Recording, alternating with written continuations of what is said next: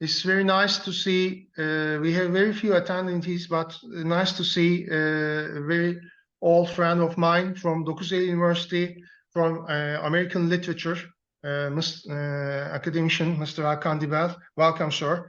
Okay, so I will just immediately start, and I will just share. So there we are. And well, today's topic is, do machines really learn, or do they only dream of electric sheep? And well, the title is a bit tricky. I intentionally chose this title because, of course, Mr. Hakan Dibel knows, but most of the people from IT who will watch this seminar afterwards, after it's recorded, even doesn't know the name of this novel.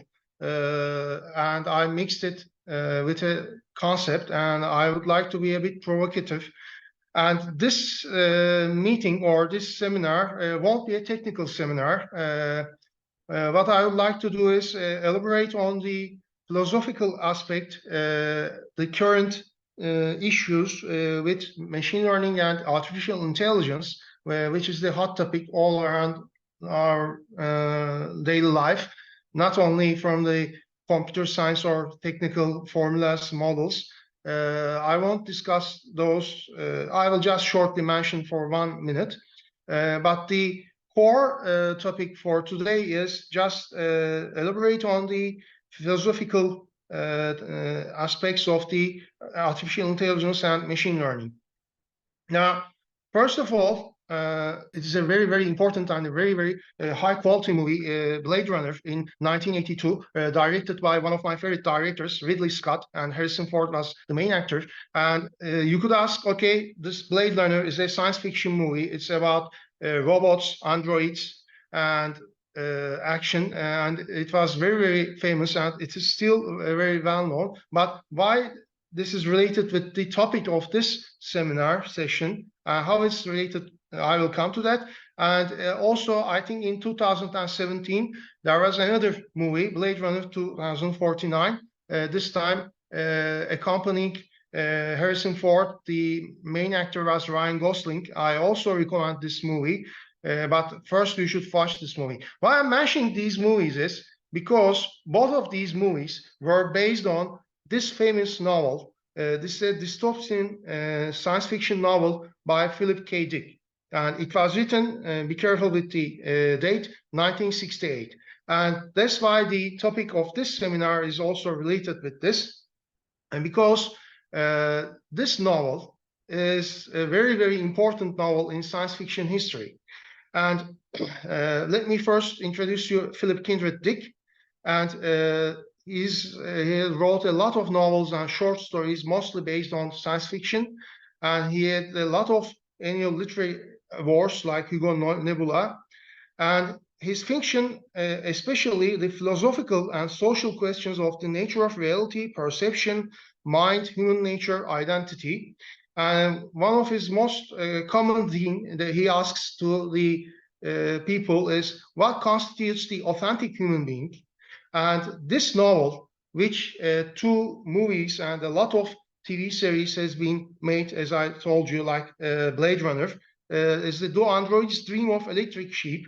It's a post-apocalyptic novel, science fiction novel, goes in San Francisco after a great damage by a nuclear global war. And after this war, we have this hero, Rick Deckard, is a bounty hunter, is a human being, so to say, and who has to retire, which means kill 6 model androids. Now, the crucial thing within this novel and within these 2 movies is the androids and the artificial intelligence has become so much sophisticated that it is very, very difficult even for an intelligent human to identify whether you are talking to an android, a robot, or a human being itself.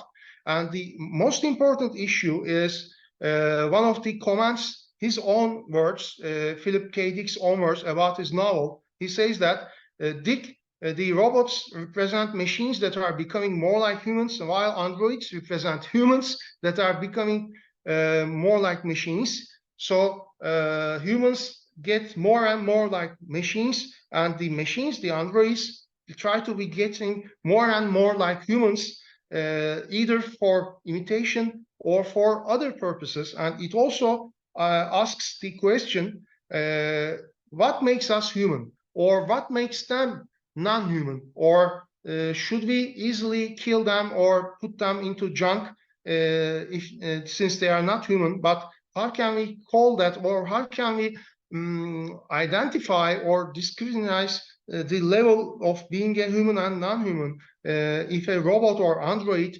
even feels, of course, communicates, does everything like human beings, or makes sex, etc., and just looks like humans and talks like humans, and etc. So he also made some very important comments after 4 years in one of his interviews or speeches, and he says the same thing.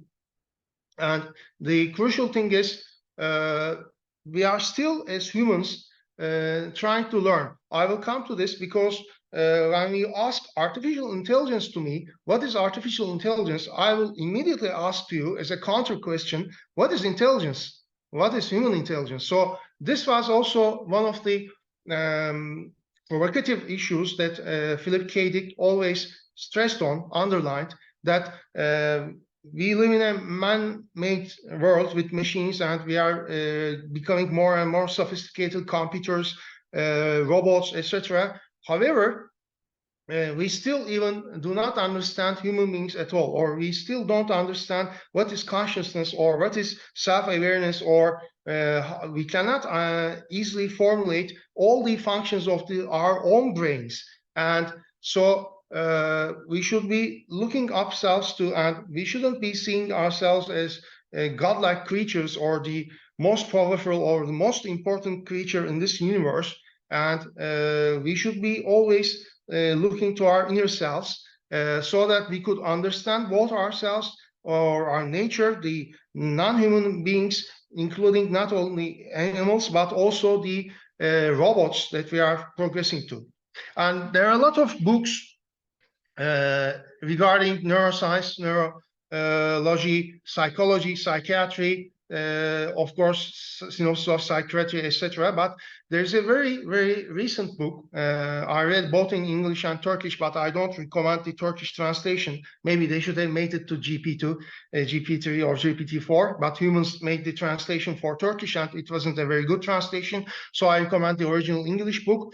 This is a very, very recently studied. It's a very interesting book. It doesn't focus on artificial intelligence, but it sometimes refers to the artificial intelligence topics also, and computer science and math topics, but it is mostly based on the human intelligence from the psychology, psychiatry, neuroscience point of view. And it's a very good, very current literature reviews. So when you read this book, and when you also look at the references within this book regarding psychology, psychiatry, you see that still today there is no common and there is no proven theoretical intelligence definition. There are a lot of accepted definitions for intelligence regarding psychology, psychiatry, but they are all accepted common traits and common thoughts, or there are a lot of different hypotheses, alternatives, but nothing more than that. So it doesn't become like in physics or chemistry, it doesn't become something very rigid, robust as a theory.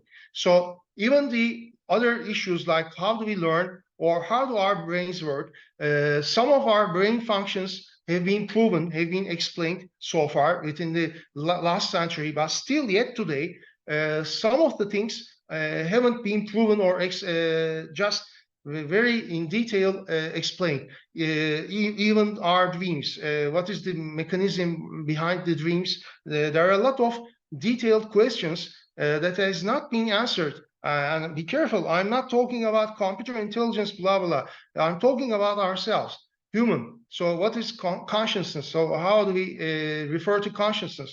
Or even intelligence? The very famous IQ. There are a lot of debates among the psychiatrists and neurologists that even the IQ tests are very arguable. They are subjective. There are different metrics still arguing and there is no common. We all know the intelligence quotient, which is IQ, or emotional quotient, EQ, but there is more beyond that. So we cannot easily say a human being is intelligent or not by the IQ level, or maybe a secondary measurement EQ level. As I told you, even the IQ tests are very questionable and arguable within all the psychiatrists around the world. And let me say you another interesting thing. What about Asperger syndrome or autism, or what about sevens? They are not good, capable of a lot of things that we do in normal life daily, but those people are extremely capable of some of the things that go beyond our imagination. So calculating two numbers with, let's say, 16 digits in half the milliseconds, like a computer, or some other sevens that are proven, the seven syndrome, that can drove the entire city only from a helicopter view with a half an hour travel. So those are not, maybe when you talk to those people, you will say they are idiots or they are crazy. They are IQ, they are like morons, but they are not. So this is a very, very arguable thing at the moment. So even if you are not sure about the hows and whys of human brain, what about the artificial intelligence?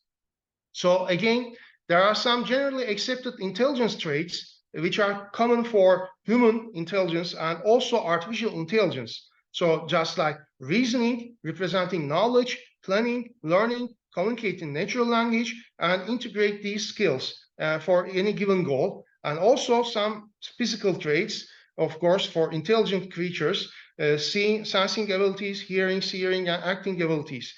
Now, today, a lot of artificial intelligence, not only deep learning, but some other artificial intelligence, heuristics, learning agents, do all of these very successfully. Okay, so they passed easily the Turing tests. When you think of the natural language communication, the popular trend, GPTs, chat GPTs, blah, blah. There are a lot of alternatives of GPT, by the way, Google Palms and Meta's other models. But today, artificial intelligence has all these capabilities and traits.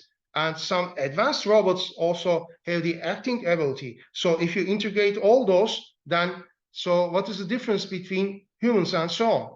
And in 1980s, before that, some of the computer scientists proposed two artificial intelligence hypotheses, either strong AI, which was not possible at those days because there were only some very basic machine learning algorithms and very basic other artificial intelligence, rule-based software, Prolog, etc., and Lisp, and some very simple agent models in simple programming. And due to the very low capacity, when I say the low capacity, I'm comparing 1970s with today, okay, or 1980s. So in those days, there were some artificial intelligence applications, but they were very, very with low capacity and low capability, or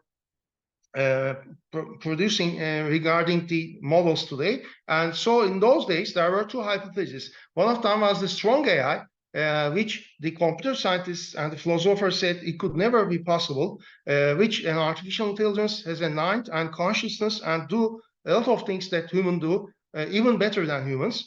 And there was also a weak AI hypothesis, which the artificial intelligence system, model, software, whatever you call robot, can only act like it has a mind and consciousness, but it doesn't have, and it doesn't perform a lot of human-like tasks at all. Only one of the human-like tasks in a model. For if you want that model to do another thing, I mean, make very high calculations and at the same time weather forecasting and at the same time beat humans in chess. So you should be generating different, very, very different software, very different models and so on. So, however, when we come to today, there is also a new term, a new hypothesis, AGI, artificial general intelligence. And thanks to the deep learning models, the current models and the current achievements in artificial intelligence, now we are seeing this AGI sometimes mixed with the strong AI hypothesis. It is very similar to strong AI, but this term has flourished in the recent 1 or 2 years, AGI. So any intellectual task can be performed by AGI model, the human or animals perform. And there are some proofs yet. What I'm saying is a proof that, 3 or 4, maybe 5 years ago, AlphaGo was a convolutional plus reinforcement learning, deep learning model that beat the South Korean world champion Go players. And the same model, only changing the input, gave this time chess play zones. And after 24 hours, it has become to a level that could beat the world champion humans in chess. So the same algorithm, this only the weights, the parameters retrained with the new inputs, because this time the input wasn't some scenes from the Go place, some scenes from the chess place, but that was it. And when you come today, for instance, the software that we are using, GPT-4, Google Palm 2, or other natural language processing artificial intelligence models, it performs the same model, the same algorithm, the same infrastructure, performs nearly all of the natural language processing tasks that humans do. And beyond that, it could also, by some level, write their own software codes if you give the parameters, especially like front-end developing, okay? So bad news for the front-end developers. But what I'm trying to say is that all the current large language models, mostly state LLMs, they can do a lot of things at the same time, like which is conforming to the AGI hypothesis. So they can communicate with you, they can generate a new article from the keywords, or they can generate you an abstract from hundreds of papers.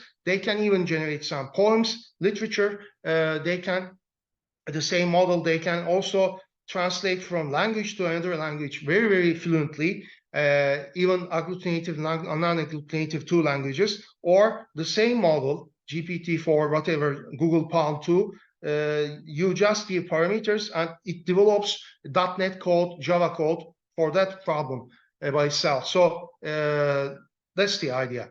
And also, coming from the psychology, there are some human-related aspects when you think of being a human, which is a very discussable question, which also that genius novelist Philip K. Dick discussed in his science fiction novels, or made us discuss, provocated, consciousness, self-awareness, and sentience. When we say sentience, for the ones who don't know in IT, feelings, anger, blah, blah, or the things that generate those feelings, emotions.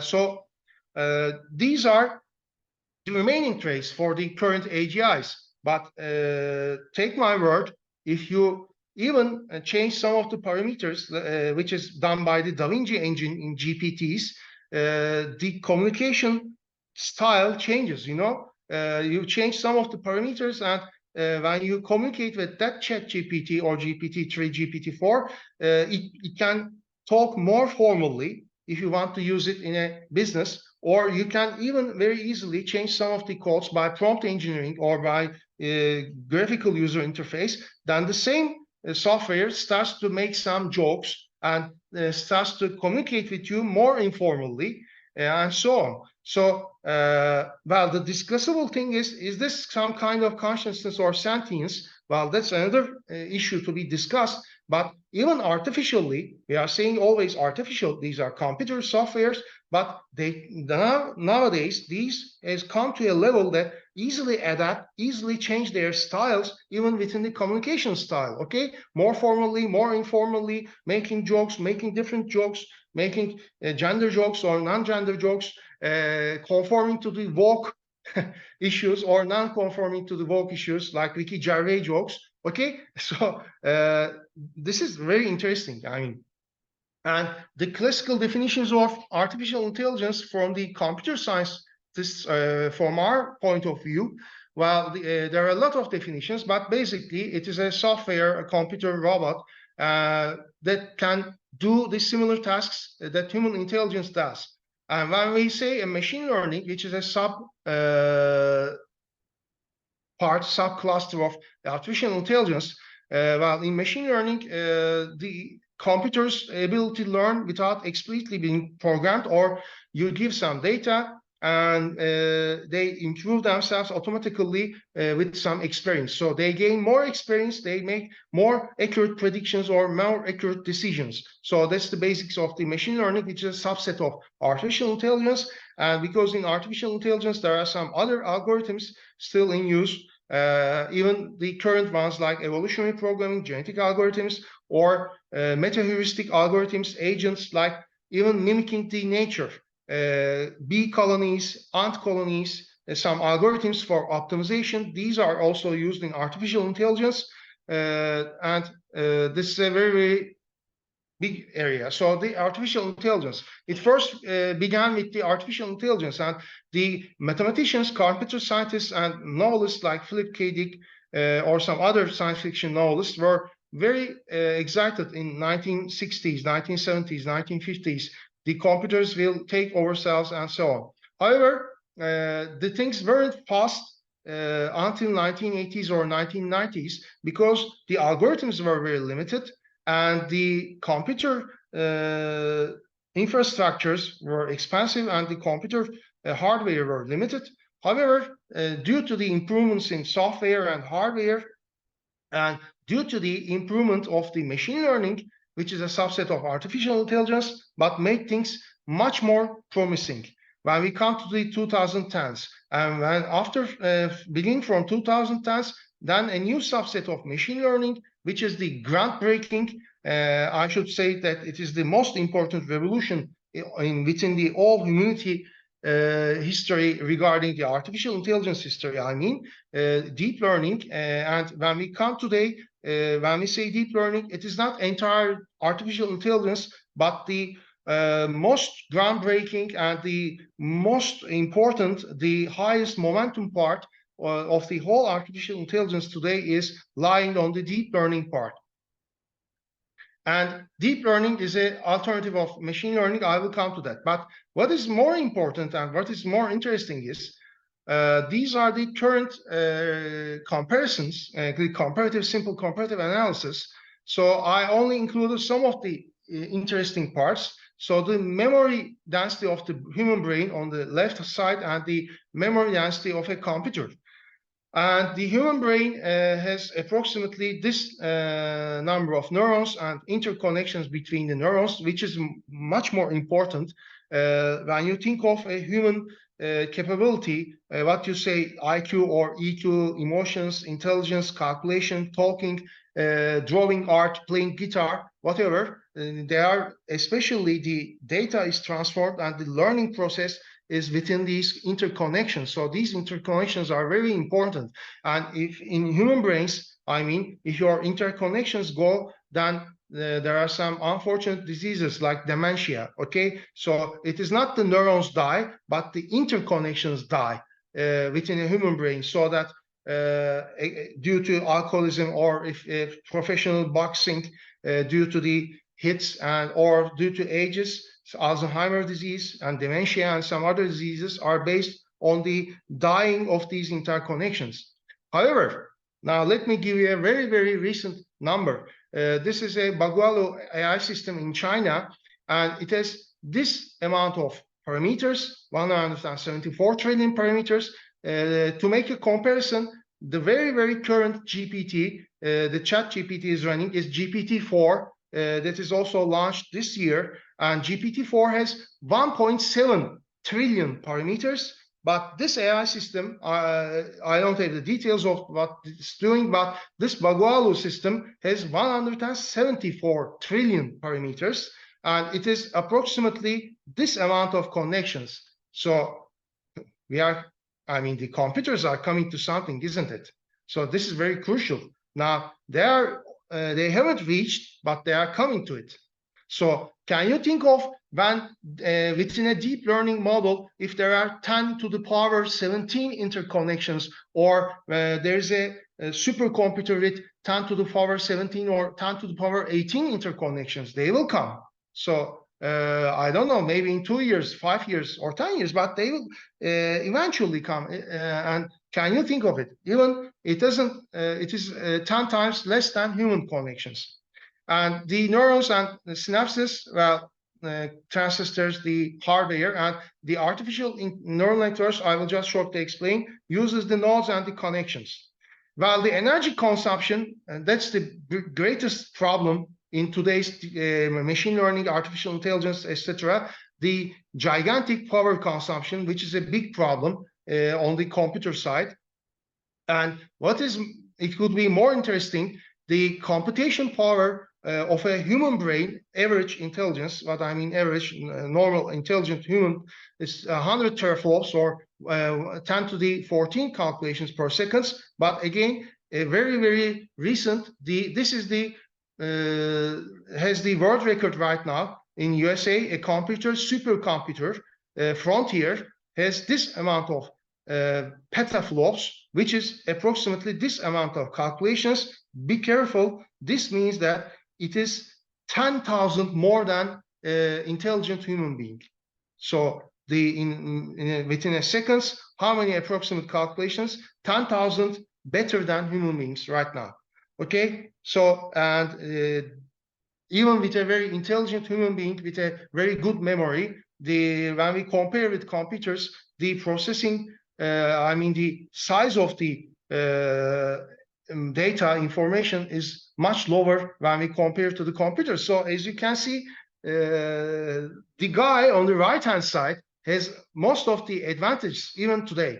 Okay, so within our human brain, there are some neural networks in our human brain, biological neural networks, and what we think, how do we remember things, how do we learn things, are based on this model. But it only explains a part of the what and how answer, but we still have some details. We don't have the details within human brain, but it is shortly the very low level electrical activities, and the data is sent within these electrical activities within the axon cells, and they have these neurons that are the collectors. Okay, when we come to the computers, this is your neurons, and this is your collector, and your axons. You could think of it. It is very, very simple, implemented within a software. This is a very simple artificial neural network.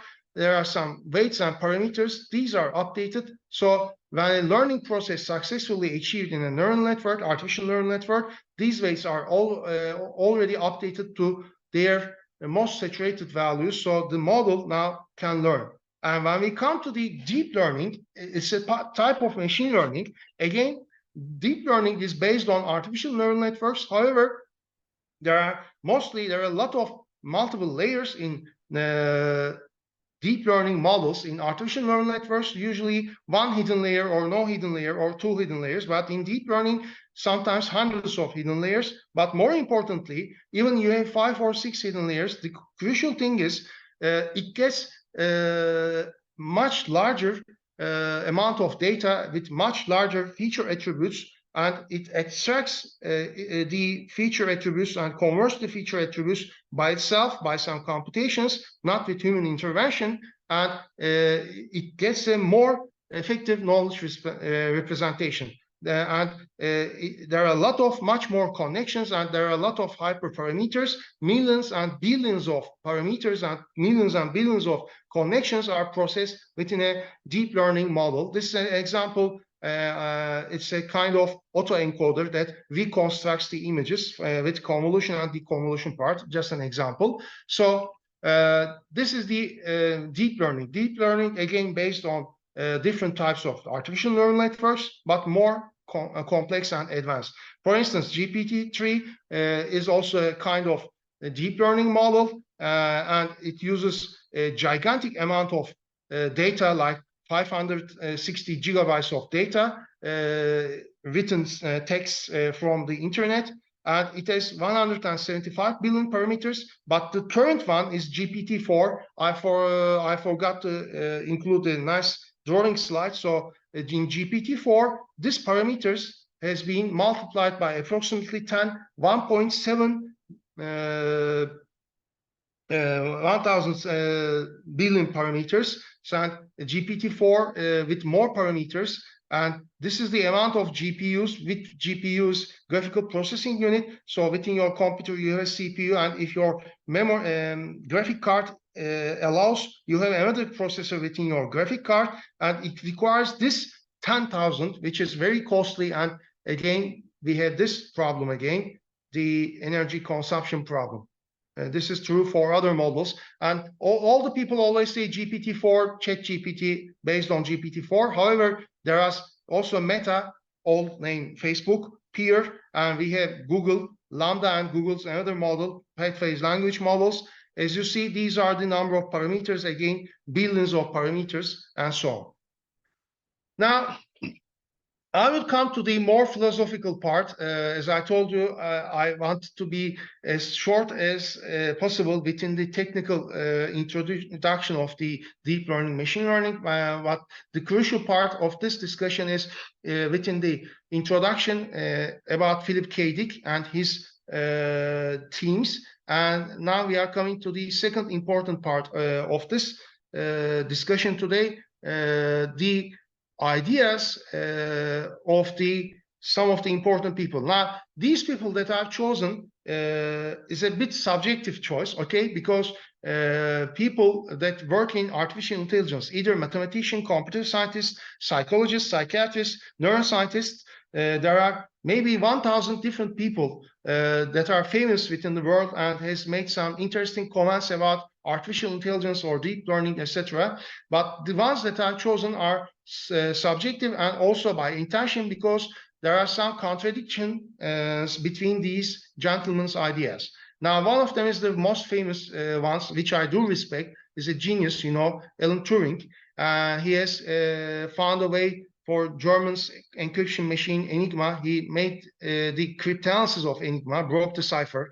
He proposed the theoretical Turing machine model, and he's a mathematician, computer scientist. And what is more importantly, he was the first ones as a pioneer in human history that said some very important comments about artificial intelligence. And he also proposed a very interesting Turing test, which is the machine's ability to exhibit intelligent human behavior. It is like conversation, and you don't know whether you are having a conversation with a human being or a computer. And if the referees are all lured to that they are talking to human, but it was instead a computer really, then that computer and that artificial intelligence system passes the test.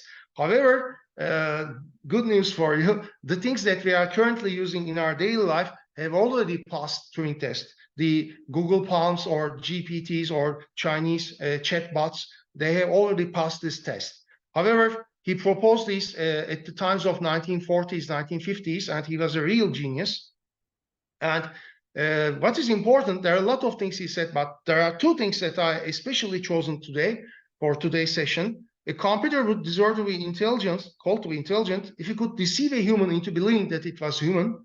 Well, different applications are very successful right now. And this was the basis for his original Turing test also. And the second comment, his comment is, at some stage, we should have to expect the machines to take control.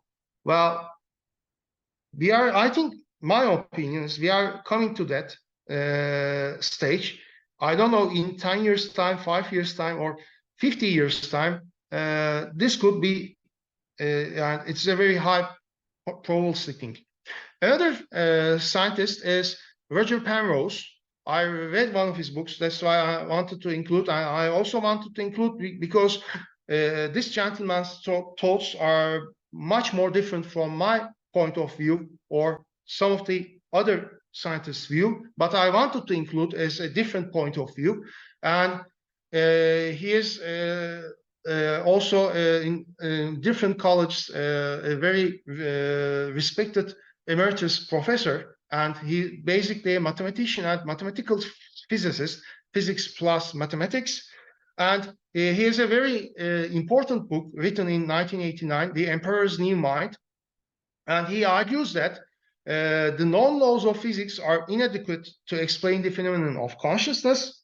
Well, interesting. And that's why if you model with simple math or simple physics, any artificial intelligence system, it will be useless. And he also believes that the human brain, our brain, operates with deterministic yet non-algorithmic processes. So whatever you design with basic software algorithms as artificial intelligence, they would not be intelligence at all. They would be far from human intelligence at all, he says. And the computers are unable to intelligence because they are deterministic algorithm systems.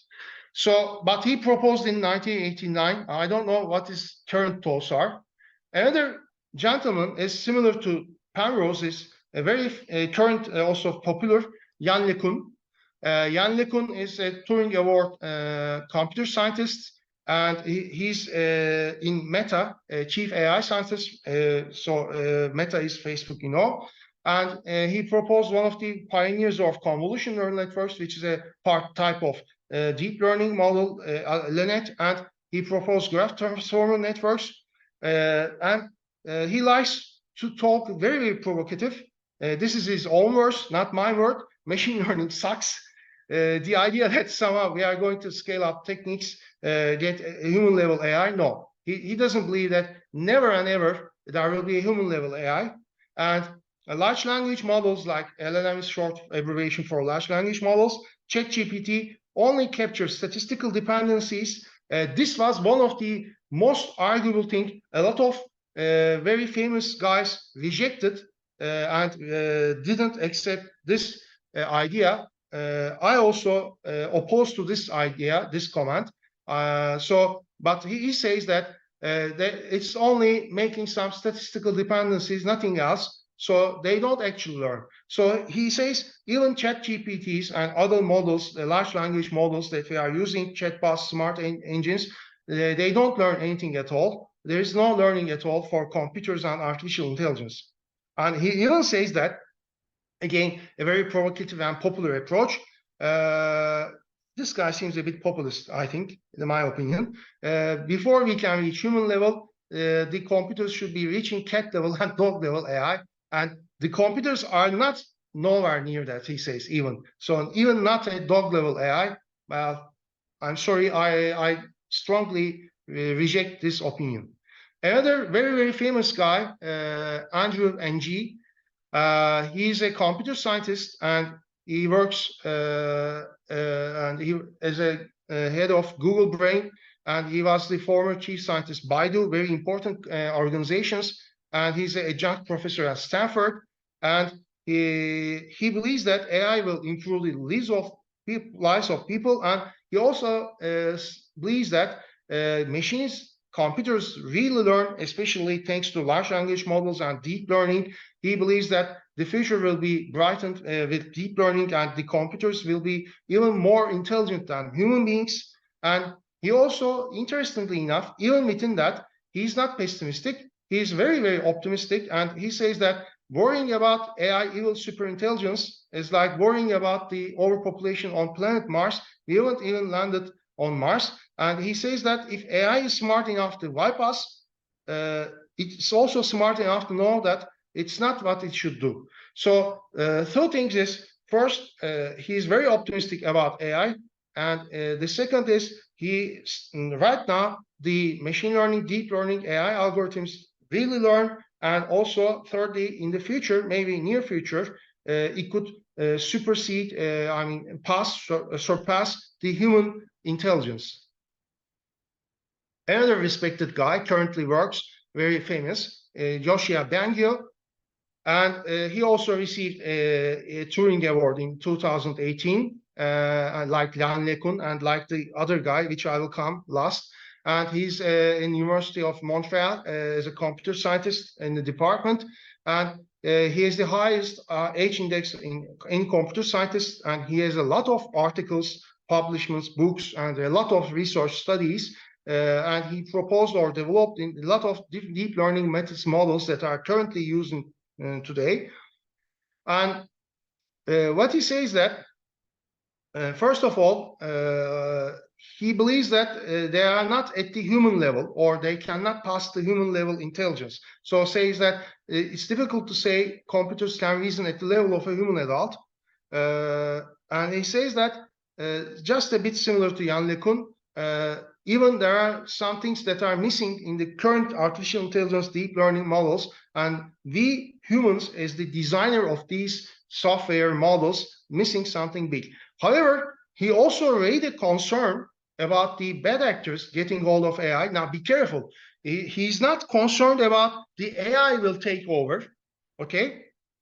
He's concerned that the AI is a slave, which he thinks that all the software, all the AI deep learning is like slaves. They do what we want them to do, but he's concerned that some bad actors, some governments, or some underground organizations, mafia, mobs, could get hold of AI, and they could use AI for very bad purposes, even initiate a third world war or some other things. So he calls for better regulation, ethical training, and more involvement from governments to control the AI. And he also gives examples from the current ChatGPTs that students copy the projects or some other bad intentions. And he exemplifies these current issues that we have faced with ChatGPT and says they should be controlled. However, he doesn't believe that they will get beyond human intelligence. They are not even near to that, he believes. And he says that they won't ever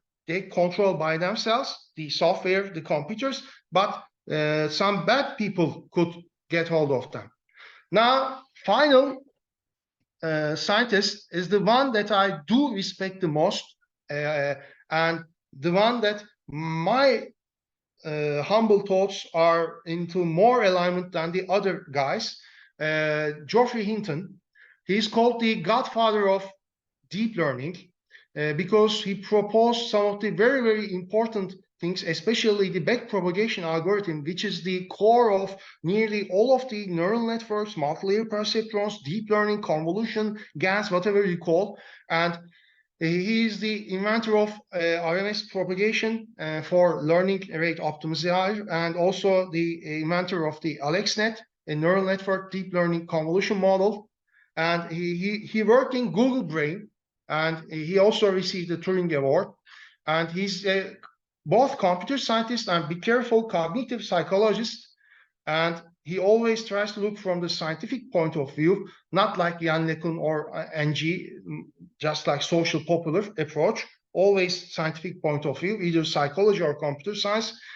And very, very interesting, he resigned from Google in May 2013. This year, I mean, last year, we're in 2024. However, and he resigned because only of the concerns about AI technology. Now, this is very, very difficult, and I really take seriously because I have read this gentleman's articles years ago. I know because he's the godfather of deep learning. I know his studies from 1980s, 1990s.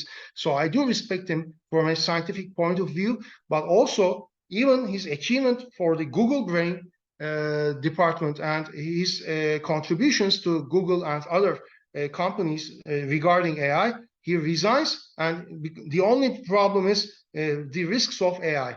So this is very, very crucial. And what he said after his resigned from Google Brain, he gave an interview in BBC, and he said that AI might soon surpass the information capacity of the human brain, and he was quite afraid of this. And the chatbots have the ability to learn. Be careful. He first says they learn. So it's not like Jan LeCun saying these cannot learn, blah, blah, or some other guys like Bengio. On the contrary, which I do believe also, I do support this idea, they have the capability to learn, and also they have to learn independently. Now, this is the most crucial part. That's why I underline that. He says that the chatbots right now, either in Google Palm or Chinese chatbots or the most famous ChatGPT, learn independently and share the knowledge with other agents. This is also crucial. And he said that it is not inconceivable that AI could wipe out humanity. Now, this is the part that I don't entirely agree with him, but I cannot say that I do disagree with him. In that part that the AI could wipe out humanity or AI could become a danger for human or world, I'm in the middle. I cannot say I agree or I cannot say I disagree. I'm not sure. But this gentleman, we should take into account, he warns all the humanity and he seriously says that AI could wipe out humanity. And he even says, now this is very interesting, outsmart humans in 5 years' time. I also agree with this. Maybe 5 years, maybe 10 years. I also agree they will outsmart humans, but I'm not sure whether this will bring catastrophe or bring like Terminator movie, okay? Robots, computers taking over humanity and destroying humanity. I'm not sure about that part. But he also has a strong basis, like everything. He's a very genius and very respectable scientist.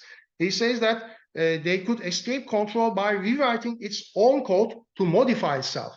Now, there are some successful experiments right now that for some simple software, the AI, the generative algorithms generate different versions of the software code that they write. Now, be careful. You only give some parameters and it writes and develops a very simple website and very simple front-end coding. But that thanks to some of the random parameters, the generative part of the deep learning generates different versions of the software code that it wrote itself, and it does by itself. So that's why he warns about it. He knows because he's in the laboratory, he's in the kitchen of these models in the Google Brain. So, well, these are, I especially want to collect different points of views from very respectable people. Some of them are dead, some of them are currently working, younger people from different areas of psychology, mathematicians, maths, science, physics, computer science, and they have some different thoughts. Some of them are extremely pessimistic, like Geoffrey Hinton, or some of them are optimistic like Andrew Ng. Now, as my humble opinions, I will just cut it short. What I'm thinking is AI will eventually, I don't know when, but surpass human capabilities in a lot of areas, not all of the areas, but in a lot of areas. They are already surpassing. I mean, well, let me, just for a second, just give you some very simple examples. Now, everyone knows DALL-E 3, maybe heard it. This is the most advanced one. You even give an input. It could be a very fictitious, very superficial input, like a script from a science fiction movie. It generates a perfect picture like this, okay? So different trees are playing banjo and bass in a forest, some like this. So it creates very interesting images. Or the opposite. You give any kind of image, it could be a photograph or some scientific image or a caricature, it just elaborates it with a very, very good English explanation. What is more interesting, maybe most of you don't know, most of the artists in the painting all around the world accepted the artistic quality of this artificial intelligence engine Botto has generated, okay? Some of them are like surrealist art, postmodern art, and some of them from 19th century painting like Chagall, but it's really very, very artistic, okay? From the artistic point of view, it is very aesthetic. So this is also very, very interesting. And you know, the large language models and so on. Also, there are some other groundbreaking points like Alpha AI has found the codes for the DNAs. This is a groundbreaking revolution in biology. Maybe in 10 or 15 years of time, all the DNAs will be decoded thanks to deep learning model, and most of the diseases of human diseases will be get rid of.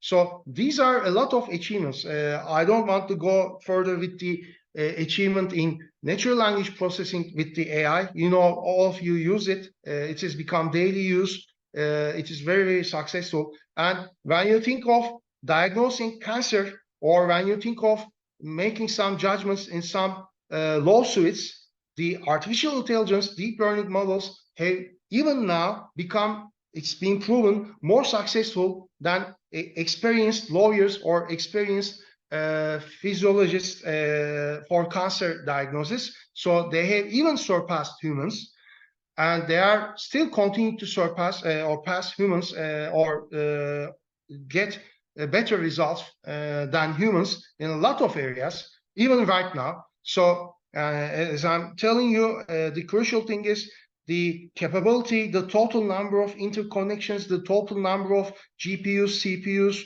are still not enough when compared to a normal human, average biological human brain. But we are coming to that as the number of capacitors, transistors, hardware, and the number of connections, GPU powers. And so in very, maybe 5 years, maybe 10 years, I don't know the time, but they will really pass human beings in nearly all kinds of intellectual things. And also, let me remind you, right now, some of the deep learning generative models are writing novels, okay? You only give some keywords and they can generate very novels which are accepted as artistic or technically high quality novels, or they are trying to write or generate music, okay? So even jazz musicians, I have listened, I am also an amateur musician, I have listened to some of the jazz progressions or jazz compositions, solos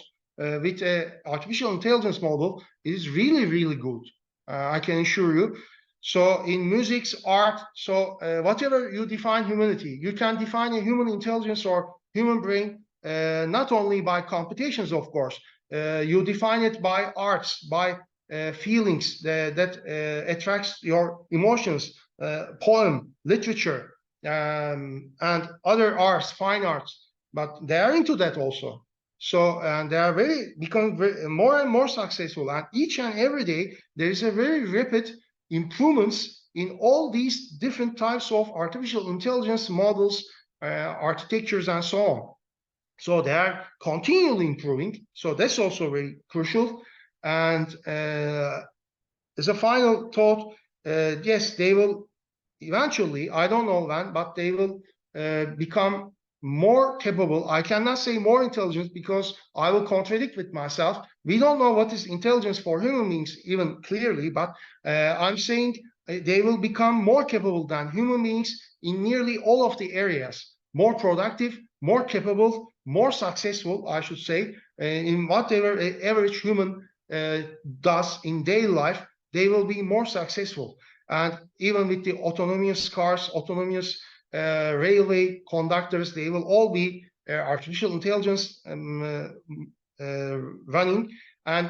But when we come to the other fact, whether they will wipe out humanity or they will take on the control of the world like Terminator or other science fiction movies, I don't know.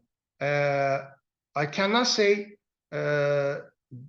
yes, they will wipe out humanity, or I cannot say no, they won't do anything like that. They are very good guys. They will be always good guys, like Andrew Ng. I cannot say that also. For that part, I'm in the middle. So these are my humble comments and thoughts.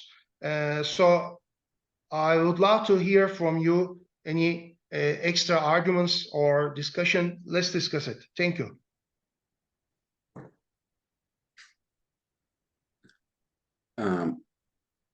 Hi, can I say something? Yes, sir, please. Look, first of all, thank you very much. Great talk. Can you hear what I'm saying? Yes, sir. Yes, clear. Okay.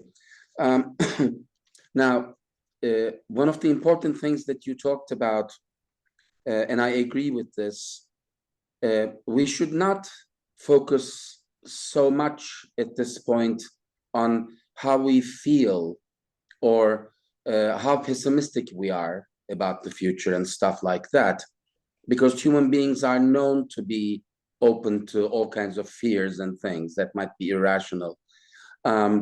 We should focus on the science of it. And you were earlier focusing on this. This is very important. And some of these people, very useful lecture, giving us these different points of view and these different people to read, actually. And I know that now I must read on, Hinton and, definitely the place to go. And also, I have read Penrose. It was difficult, obviously. But I'm interested in all of these people, and I'm going to use some of these things, like articles and stuff, maybe in my courses, because I use science stuff, because I think that humanities should be open to the discussion of these matters, even from now. We may not be computer scientists, but we should follow what's going on in artificial intelligence and, deep learning and stuff like that. Now, I also personally have the feeling that eventually AI will be able to write its own code. It will be able to modify itself, etc. I'm just not sure. I mean, as you said earlier, would it be so bad if they completely could share information with us and could talk with us and could be completely creative, let's say? And we have to also question what we mean by creativity when we talk about human creativity. As you said, for example, art, novels, music, all of those things that we think of as creativity, for example, in the simplest sense, they can be done perhaps better, or at least passable. They can be done already. So what we think as creativity will have to be modified as well. We will learn more about ourselves as we watch artificial intelligence modify itself, I think. Because I agree that I think that almost everything they will be able to do faster and better at some point. That's how I feel. And I'm not necessarily worried about what will happen. I'm worried about today's world leaders, for example. Human beings should be, we should worry about them. Or the peoples of the world making stupid decisions, electing Trump and stuff like that, as we all know. Now, so it seems like, first of all, the artistic fields and creativity will be the first to go, in the sense that they will match our performance in that field before everything else, probably, it seems to me. Because that's the most open to discussion, like what constitutes creativity there. The second thing that comes to mind is this notion of sharing knowledge, learning independently,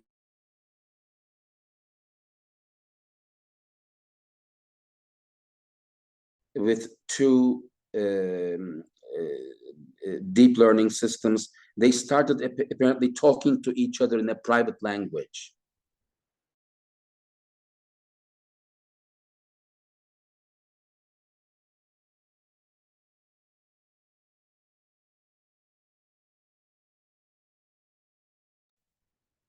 Oh gosh, I think there is an internet connection problem. Yeah. With lecturer Hakan Hoca. Hakan Hoca, can you hear us? I think he should be reconnecting. Yeah. You are saying very a very crucial thing, by the way. Yeah. So while we are waiting, Mete Hocam, by the way, thank you for your seminar. Also, let's wait for him. Maybe he will try to reconnect. While we are waiting, just to make the audience not impression. So what about you, İlhan, and what about you, Caner? Any ideas, any comments? What do you think? well, thank you for You're this welcome. topic. You brought it to attention of the people. Also, well, I am also using these generative AIs for our documentation, our laboratories. Sometimes even I use these generative AIs to help some of the logo creation for some of my friends also. So it's a very useful tool, and I am looking it like it's just a useful tool for me right now. But in the next years, yes, if AI if AI evolves better, we can see different kind of things. But comparing it with humans, like we have that many connections, AI has 10 over 15 connections. Yeah, they are comparable numbers, but I don't think we can compare it with computers. We have different knowledge about the world, and PC has, or AI has, different knowledge about the world. Therefore, we can't basically compare it, but we can use it as a tool, as another opinion. And I guess that's it. Thank you. But you show us very comparable numbers, by the way, and they will pass us about the knowledge. Yeah. So, but not only the knowledge, but as Hakan Hoca from 9 Eylül University, I don't know, he will be reconnecting again. I hope he could reconnect. I wrote him a message, so let's wait for him a bit. But they will really go beyond our capacity in a lot of things, including even creativity and arts. And while we wait, I would like to add in any additional issue is, maybe you heard or read very famous philosophist from 17th century, I should say, Arthur Schopenhauer, or 16th, I don't know. Arthur Schopenhauer was a very famous philosophist of his time, age, but he is still read today. One of the interesting things that he says, that what makes us human is the desire and the power of desire. What makes humans progress themselves and improve themselves, and what makes humanity important, he said even hundreds of years ago, is the desire and the power of desire. Now, this is an interesting thing, because if the artificial intelligence models, not some parameters that we launch to them or code into them, but somehow while they are evolving their own codes, they are rewriting their own codes, even in a way, in an artificial way, they have the desire to do something, then like human instincts, like animal instincts or creatures, or desire and the motivation of desire, the artificial intelligence by itself will go much, will improve itself by itself in a much more fast way. So this is one of the important things that I would like to add. I haven't read anything like this, so that's my own, I should say, any idea. I don't know how it will be on an artificial intelligence model or software, but I also, it wasn't saying that, but in the both of the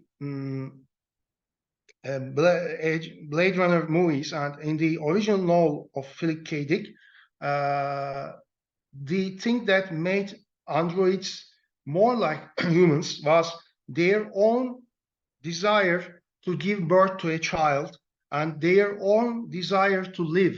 to extinct in this universe. Those robots, those androids, by their own wills, by their own free wills, wanted to survive. So they ran away from Rick Deckard because he was just exterminating those androids. So and they also wanted to give birth to a child and to reproduce, and this was the something as a desire, and it wasn't coded. It was by somehow within the systems of those robots it evolved. So it was also an interesting issue in both of those movies, and also based on the novel itself, of course. And another final thing is, I'm afraid our lecturer Hakan Hoca won't be connecting again, I think. And the final thought, let's make it short, is this is my own very simple Turing test. If any chatbot, ChatGPT, GPT-4, GPT-16, Google Palm 8, or Chinese models, intentionally and by itself, by the algorithm itself, lies to by some hidden intentions, lies like human beings, then that will be also welcome back again, sir. Okay, so you lost the connection, and let me rephrase it. It was just you were just saying the Hinton's remarks about sharing knowledge and independent learning. Please do continue from that. Thank you very much, sir. Okay, I don't want to take up too much time, but what Hinton is suggesting also may refer to something that happened a few years ago. I think two different AI systems started talking to each other in a private language. They seem to have developed like an argot or something. It seems like the first problem that will happen will be something like that. If they decide, some of the systems do something without us, and they won't share information, or we can't participate in it, we have to think about new communication, and that language will have to be, and that will require trust and things like that probably. But the last thing I was asking was, how can we solve the energy problem? Because it seems like it will all boil down to the energy problem. That is the main problem, actually, that will, slow down, because AI systems will always spend enormous amounts of energy. So we need energy sources for that. How do you have ideas about that? Thank you very much, Mr. Hakan Dibel, lecturer, guest from Dokusa University, the American literature. And I do agree with all of your comments. Thank you very much. And thank you very much for your contribution also. And for your last question, energy problem, I don't know really. And you are definitely right. I do agree again with you. That's one of the most important issues to be solved. And because of that, the speed in the improvement of the capacity of chips, transistors, and the hardware also starting to slow down because of that. So that's also another issue. So we are coming to the limits of the classical von Neumann architecture and computer architecture. Maybe there should be a groundbreaking major new computer architecture with all the hardware, electricity, transistors, chips. All the things will be entirely different from different chemical substances, or different model with a different architecture, not even zeros or ones. And of course, that's also a disadvantage for the artificial intelligence, by the way. Zeros and ones is very effective for 20th century for the first computers, but right now the point that we come to, it is not enough, especially for these gigantic deep learning artificial intelligence. And that's why maybe quantum computers or some other technologies, the IBM is working on something entirely different, organic computers, and so on. So maybe we will overcome that energy and transistor chip capacity problem by the major revolution in the computer architecture itself? A very good question. Okay. Thank you very much for the whole thing.